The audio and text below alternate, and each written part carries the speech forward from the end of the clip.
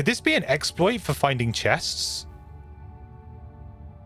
Whoa, hang on. Hey everyone, just a quick preface to this video. There will be spoilers here for Sun, Eclipse, and Music Note. So if you are afraid of spoilers for those characters, then you're gonna have to turn away from this one, I'm afraid. Also, there will be lots of items used in the game that maybe you haven't seen yet as well. So there will be item spoilers and character spoilers in this video. This was all originally broadcast on Twitch for Weird Build Wednesday, which is where we explore the weird and wonderful things you can do with the different characters in Gloomhaven. So come check out the stream live at twitch.tv/mandatoryquest every Monday, Wednesday, and Sunday, but specifically Wednesdays if you'd like to check out more weird builds and theory crafting that we do with Gloomhaven. As always, if you like the content, don't forget to hit that like button and subscribe. But apart from that, let's just get straight into the vid. In theory, if we could do something like 30-40 damage, we could just run to the end of the scenario. If we're not blocked, we can try it out. But maybe if we had rocket boots, I think we could farm chests. I want mobilizing measure up, don't I? That's really what I want up, because the move one is just going to combo really nicely for this. Right, let's make sure that we do this right. So the first thing we need to do is this. 100% first thing we need to do. Okay, so then we're going to do an attack 2. We're going to use this and halberd triggers. Perfect. Let's go. It doesn't really matter what we attack. Then we're going to do an attack. Same again.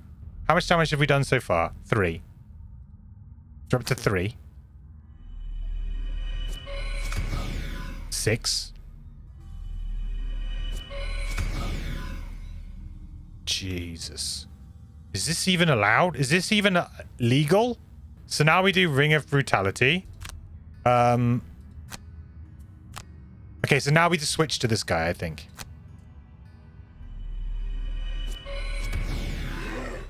We've almost drawn our entire deck. I'm really confused how many attacks I have left now. I have no idea. This is nuts, man. This is crazy. There it is. Okay. So now we play Ring of Haste. And we play the bottom of Balanced Measure. Do I even know how much I have?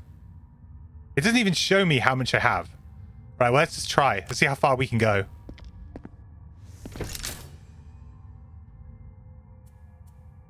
I'm going to use the boots, because why not, right? I mean, I want to go as far as I can possibly go. Right, see you later, losers. They ask you how you are, you just have to say that you're fine when you're not really fine.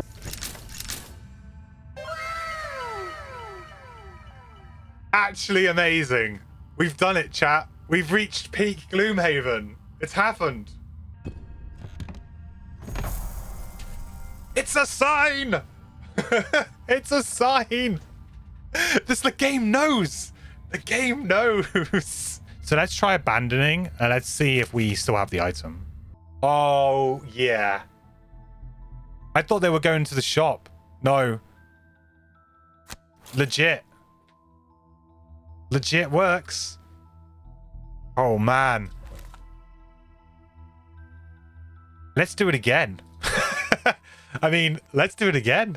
So the key pieces of what it is that we need to do this is we need Mobilizing Measure on the Soothsinger. That's the first card you have to play it on 6 initiative. Doesn't matter what we play in terms of the other card. Play whatever you like. A Bless is nice because it's going to help us maybe move a bit more if we draw it. So probably a Bless is pretty good. For the Sunkeeper, Supportive Chant to get an additional +1 attack is an additional +1 movement for every attack that we do. So that's great. The other card that we play doesn't really matter. Just don't want to get yourself in an awkward position. So here's where the magic happens. So for the Brute, we're going to need a Halberd. You're going to need Rocket Boots. Not guaranteed you're going to need Rocket Boots, but to have jump is important to do most of them. We're going to need them here. Also, you're going to need a Ring of Haste, and you're going to need a Ring of Brutality. So what we're going to do is we're going to go on... So the first thing we need to do is we need to play the bottom of Immovable Phalanx. That's the very first card that we need to play, and we may as well lead on 17 initiative. The next card we play after that is we play Skirmishing Maneuver. So Immovable Phalanx bottom and Skirmishing Maneuver top.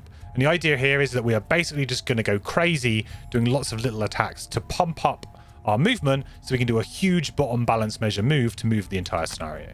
So with your brute, the very first thing you want to do is you want to activate the bottom persistent ability of a movable phalanx. Okay, so now this is where like the weird interaction comes. Okay, so with the bottom of the movable phalanx, this means that we can treat all move abilities as attack abilities. And what the Soothsinger's mobilizing measure does is it gives us a move +1 action before any of our attack actions, which we can then choose to make an attack. So that's what we're essentially doing. So we're converting this move 1 that the Soothsinger is giving us into actually an attack 1. And we're using the halberd to be able to target things that are over 2 hexes away. So we never have to move, in theory. In the particular setup for this, we are going to probably have to move at least once. So we may as well do that like on the first turn. We'll just move. So that we've got range of 3 enemies to do damage to. Because we're going to be doing a hell of a lot of damage. So what we'll do is we'll do skirmishing maneuver. And we will take the movement. So this is the movement that we're being given. So we'll do that first up. Why not? Now we can just start doing attacks. And so basically we're just going to be attacking as much as we can. So there's the first attack. So the next time we would have a move 2, but we're going to change it into an attack with a movable phalanx. Right. So now we've done 8. So we're now up to like move 8. We're going to start losing track pretty quickly though. Now we get the little move 1. Because it's going to be attack, so we get the little move 1, which we're going to change into a little attack 1. But it's technically an attack 2 because of supportive chant over here.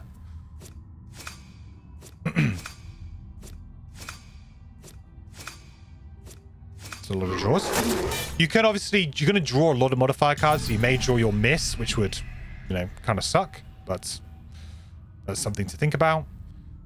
Let's go here and attack this. Just doesn't really matter what you attack here. The aim is just to be doing damage to something. So now that you've exhausted your sort of natural turn, if you like, now is when we start to look to play our other cards. So this is where the Ring of Brutality comes in, because this allows you to play 1 card from your hand and immediately use the top. And what we're going to do is we're going to use the top of Frenzied Onslaught, which essentially to us is attack 2, attack 2, attack 2, attack 2. But because it's a move, because of the way that the this works, we actually end up getting a load of extra attacks through mobilizing measure as well. Move 2, but actually we're going to change that into an attack. Now we're going to get the free move that the Soothsinger gives us, which we're going to change into an attack. Now we get our actual attack. Now we have our move 2, which we're going to change into an attack. Then we're going to get our free move from the Soothsinger, which we're going to change into an attack. Now we get our extra attack, which means that we can attack something else. So let's go over here. Using the halberd. Bit of a weird animation on that, but it checks out. Okay, so then that is basically the end of our damage dealing phase, if you like. Now we're going to go and play Ring of Haste. That wasn't a particularly huge draw on that one compared to last time. And we're going to play Balance Measure Bottom, where movement is equal to the amount of damage we've inflicted this turn, which is a huge amount. So we'll click that and we'll go move. And it's important here to use your rocket boots to get the jump, otherwise you might get held up by something. So now, hopefully, we can zoom past the entire scenario, check to see if there is a chest in the last room. There is no chest in the last room. So now we can just safely abandon this scenario, reload another scenario to look for a chest. Do you even have to be level 9 for this to work? You don't really, do you?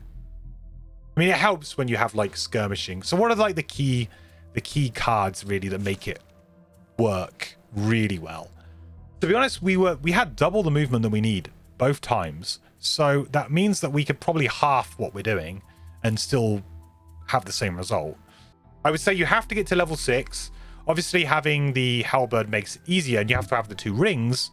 But you could probably do this from level 6, right? Because you could just sub in Juggernaut instead.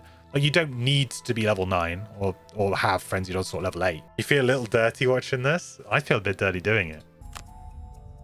Model broken. I guess what you could do is we could bring in Lucky Eye as an item, or the Susinger could strengthen the brute. Yeah, true. Instead of doing the bless, it's probably better to strengthen rather than bless. Wow, yeah, it definitely is. No chest, abandoned scenario. Still got there. This was with like a really weakened. So if you wanted to speed up the loop and make it quicker, you can just sub in Juggernaut. You think you got something wrong? It sure looks like more than 20, but the monsters had a total of 32 and the hound just had 12 at the end, if you saw that correctly. Unless it's broken. I mean, it might be bugged. That's the other thing. Okay, so this particular one, it's going to be shorter. We're going to use the shortened loop. Let's actually physically count. Let's physically count how much damage we do and how many hexes we think we should have. Do you have a number, chat? Do we have a number? Right. 24 with boots. 11, 12, 13.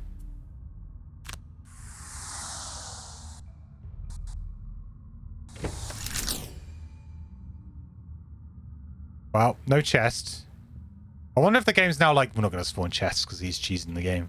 21, 22, 23, 24.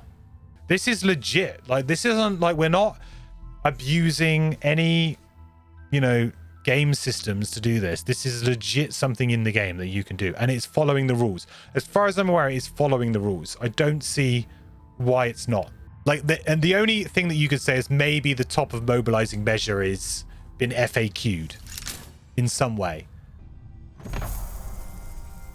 It's raining items today, chat. Yeah, boy. A little bit spicy. Gonna get on this before devs make it so you have to win scenario to keep the chest. Well, that's the other, yeah, that could be the nerf. Night Shroud can also do it all right. Yeah, I mean, they can. So there are legitimate characters that could do it just through their invisibility and be able to move a lot. So if you got Unseen Dread and you used Empowering Void with that, that would double Unseen Dread to 12. Then you would have your boots on top. Yeah, you could use a Ring of Haste to play another move card if you wanted to. I want to try this to see if this is quicker. Because the thing is with the Night Shroud is you could almost... Well, you can't do it solo. You could do it solo in 2 turns. Yeah, you just need Night, basically. So we just have this. I think we already have a mana potion on her. The only reason she's here is for her initiative and for... That's it. She's only here to be a body in a room. Isn't actually needed in any way. So you could do this with any character. It does not have to be this character. You could do this with probably the Mind Thief. You could do it with the Scoundrel. Okay, so we end the turn. So we'll go attack 2, skip the attack. We will double that, right?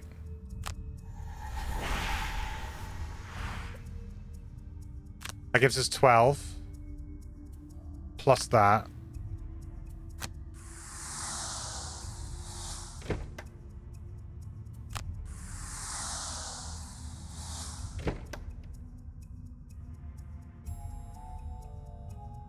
Even shorter.